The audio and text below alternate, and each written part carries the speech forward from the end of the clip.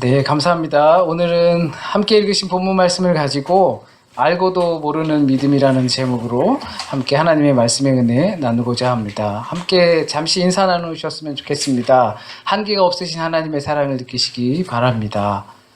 함께 인사할게요. 한계가 없으신 하나님의 사랑을 느끼시기 바랍니다.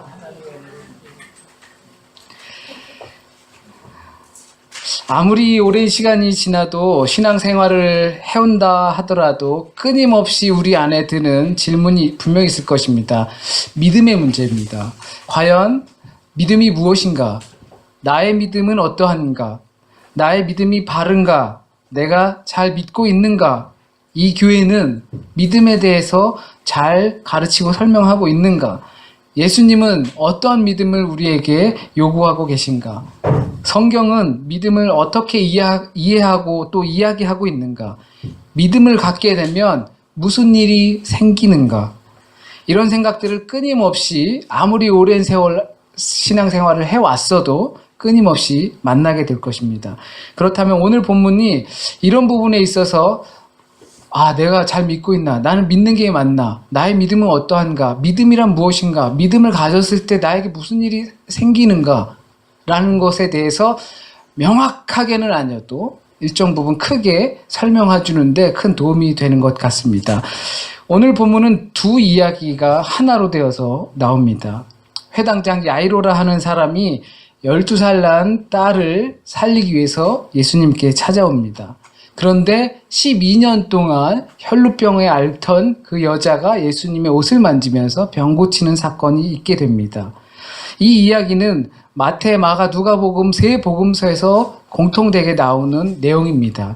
그런데 마태복음에서만 조금 다릅니다. 마태복음에서는 이 앞에 아우르는 이야기가 없이 이 혈루증을 12해 동안 앓던 여인이 병을 낳고 그리고 어느 한 회당장의 딸이 죽었다라는 소식을 듣고 예수님께 고쳐달라고 하는 것입니다. 그러니까 조금 차이는 있죠. 그러니까 마태복음에서는 죽은 아이를 살려달라라고 하는 것이고 마가복음에서는 내 딸이 죽어가니 살려주세요라고 왔는데 중간에 아이가 죽게 된 것입니다.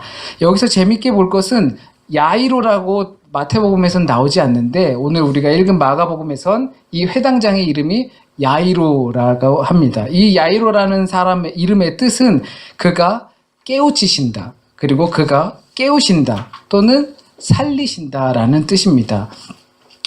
기본적으로 흔히 아실 거예요. 계몽, 아우프클레어공이라고 해서 계몽, 깨우쳐주는 것이고 그리고 또는 자는 사람을 깨우는 것이고 또 그것이 사람을 살리는 것이다. 우리가 뭔가를 유레카라고 하죠. 뭔가를 딱 깨달았을 때 뭔가 이렇게 살아난 듯한 느낌이 들죠. 마치 그와 유사합니다. 그렇다면 이 야이로라는 이름에서 알 수 있듯이 이 사건으로 의도하는 바가 무엇인가 알면 더욱 좋을 것 같습니다. 그리고 그 사건을 통해서 우리에게 어떤 믿음을 요구하시고 계시는지 더 알면 좋을 것 같습니다. 야이로, 곧 우리가 무엇을 깨우쳐야 하고 이 사건으로 말미암아 우리의 어떤 잠자고 있는 것이 깨어나야 하고 또한 그것이 믿음인데 어떤 믿음을 깨우시려는 걸지 우리는 알 필요가 있습니다. 딸이 죽어가는 상황입니다. 그런 상황에서 야이로는 기다렸습니다. 마치 그 12해 동안 혈루병으로 앓던 여인이 새치기를 한 것처럼 빨리 딸한테 가서 예수님을 모시고 가서 살리고 싶은데 새치기 한 것처럼 마음이 좁아질 텐데 그래도 기다렸습니다. 유대 회당장인 야이로는 자신은 아무것도 할 수 없다는 것을 알았습니다. 그래서 예수를 찾게 되었고 그리고 예수를 모시고 자신의 집으로 가는 중이었습니다. 그 가운데 한 여인이 섞여서 가는데 그 여인은 12해 동안 혈루증을 앓던 여인입니다. 그리고 그녀가 예수님의 옷을 만짐으로 그녀의 병이 낫게 되고 그리고 자신의 능력이 빠져나간 것을 안 예수님께서 둘러보시고 그 와중에 그 바쁜 와중에 그녀의 믿음을 불러다가 칭찬합니다. 그녀에게 어떤 믿음이 있었습니까? 어느 곳에서도 도움을 받지 못했지만 옷만 만져도 자신의 병이 나을 거라고 생각했던 그 막연한 기대감. 전혀 기승전결 없는 기대감입니다. 이래 저래 해서 내가 희망을 갖고 기대하는 그런 기대감이 아니라 밑도 끝도 없는 기대감이었습니다. 에라 모르겠다 였습니다. 그러나 단순한 마음으로 뭐 안 되면 말고 에라 모르겠다라는 것이 아니었습니다. 굉장한 용기를 보여준 무념무상의 그 행동이었습니다. 왜냐하면 유대법에 따르면 그녀는 부정하고 그리고 불결한 여인이기 때문에 그녀와 접촉하는 것도 부정하고 돌아다니는 것도 부정한 것이기 때문에 굉장한 용기가 필요했습니다. 요즘 한국에서는 메르스, 중동 독감이라고 해서 메르스가 굉장히 많이 확산됐죠. 이제 줄어들고 있다라고 하는데 그것 때문에 사람들이 못 돌아다닌대요. 다 마스크 쓰고 못 돌아다니니까 시장이 망가지고 그러니까 상거래가 안 이루어지고 막 텅텅 가게가 비고 식당도 비고 재래시장 비고 이러니까 한간에서 하는 소리는 메르스 때문에 죽는 게 아니라 이거 경제가 망가져서 우리 다 죽게 생겼다라고 이야기가 나올 정도로 독감 하나 때문에 30명이 죽었잖아요. 돌아가셨다고 하더라고요. 근데 그것 때문에 사람들이 못 돌아다녀요. 그런데 이 여인은 종교의 시대, 혈루병, 피가 나오고 그리고 피를 만지고 또 거기다가 그 피가 멈추지 않고 이러한 사람이 돌아다니면 부정한 사람, 불결한 사람, 이 사람이 돌아다녀서 만져도 안 되고 그 사람 돌로 쳐서 죽여도 되는 상황인데 이 사람이 돌아다닌다는 거죠. 더 이상은 바닥이 없다라는 겁니다. 그러나 예수께서는 그것을 믿음이라고 하신 겁니다. 밑도 끝도 없는 기대감을 가지고 에라 모르겠다 옷이라도 만져보자 했던 그게 아니라 나도 여기 있다. 나 아직 안 죽었다. 나 살아있다. 라면서 자신이 죽을 수도 있는 그것을 두려움을 극복하고 집 밖으로 나와서 예수님께 온 그걸 믿음이라고 했던 것입니다. 그리고 그 믿음을 칭찬하신 겁니다.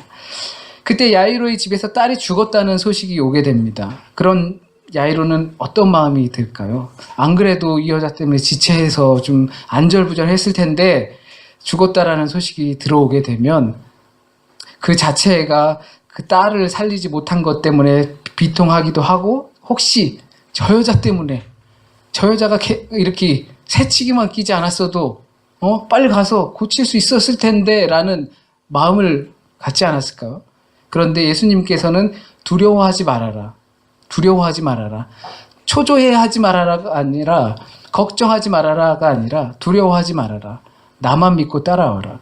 딸이 죽었는데 그 사람이 두려워하겠습니까? 아니면 비통하겠습니까? 슬퍼하지 마라 그런 게 아니라 두려워하지 마라입니다. 혹시라도 조금 일찍 갔더라면 살릴 수 있지 않았을까 하는 비통한 마음인데 두려워하지 말아라. 걱정하지 말아라. 이 말은 두려워하지 말아라. 회피하지 말아라. 네 앞에 닥쳐있는 그 두려운 대상을 거기로부터 도망치지 말아라는 것입니다. 두려움을 극복하고 집 밖으로 나와서 나에게 온 저 여인을 봐라. 내가 그 여인의 믿음을 칭찬했는데 너도 그것을 보고 두려워하지 말아라. 이 두려운 상황에서 도망치지 마라. 그러니까 믿음은 그 참담한 현실 앞에서 도망치지 않는 것입니다. 우리가 대면하고 있는 두려움과 걱정의 대상에서 도망치지 말라는 것입니다. 그 사실을 직면할 때 우리 안에서 믿음이 생깁니다. 혈루병 걸린 이 여인도 더 이상 의지할 곳이 없고 방법도 없다는 것을 직면하였을 때 그녀에게서 믿음이 나왔습니다. 그리고 그 믿음은 구원에 이르게 하였습니다. 믿음은 두려워하지 않는 것, 곧 도망치지 않는 것을 이 사람들을 통해서 볼 수가 있습니다. 또 아이가 죽었으니 예수께서 가실 필요가 없다고 그 주변에서 하는 말을 성경에선 곁에서 들었다라고 나와 있지만 번역을 조금 달리하면 흘려 들으셨다. 그러니까 우리말로 하면 귓등으로도 듣지 않으셨다라는 이야기와 같은 것입니다. 예수님을 괴롭히지 마세요. 당신 딸 죽었으니까 이제 다 끝났어요. 그러니까 괴롭히지 마세요. 하는 말을 예수님이 들었는데 그냥 흘려 들으셨다는 겁니다. 그런 말 듣지 마. 나만 믿어. 두려워하지 마. 도망치지 마. 예수님께서 두려워하지 마. 라고 하셨던 건 그런 말 듣지 마. 두려워하지 마. 도망치지 마. 나만 믿어. 아이가 죽은 게 아니고 자는 거라고 또 사람들이 시끄러운 가운데 가서 말씀하십니다. 사람들은 비웃었습니다. 그리고 그 소녀의 방에서 비웃는 그들을 다 내보내고 부모와 함께 계시면서 안수하여 아이를 손으로 땡기면서 살리셨습니다. 가끔은 살다가 보면 전혀 도움이 되지 못하는 말을 듣게 됩니다. 도움도 안 되고 손해도 안 되고 어중간한 말이 아니라 그 말을 들어서 오히려 손해되는 말들을, 악영향을 끼치는 말들을 우리는 살다 보면 듣게 됩니다. 하게도 되지만 듣게도 됩니다. 하는 건 우리가 잘 기억 못 하잖아요. 남에게 악영향이 되는 말을 했는지 안 했는지 잘 기억을 못 해요. 근데 남이 나에게 악영향이 되는 말을 한 거는 기억이 하게 됩니다. 야, 다 끝났어. 예수님 괴롭히지 마. 그만둬. 단순히 기분이 나빠지는 것이 아니라 우리 믿음에 악영향을 미치는 말들입니다.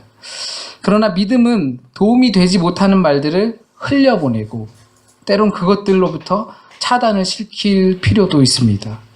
믿음은 우리에게 구원을 선물해 주는데 그 믿음의 해가 되는 것이라면 거리를 두어서 단절시킬 필요도 있다는 것입니다. 때론 같은 믿음의 사람들끼리도 믿음에 도움이 안 되는 말들을 섞을 때가 있습니다. 물론 그런 믿음에 도움이 안 되는 말을 하지 않으면 제일 좋겠지만 은연중에 또 하기도 되고 듣기도 됩니다. 그런 것이 들릴 때 흘려보낼 줄도 알아야 합니다. 그래야 내 믿음에 덕이 됩니다.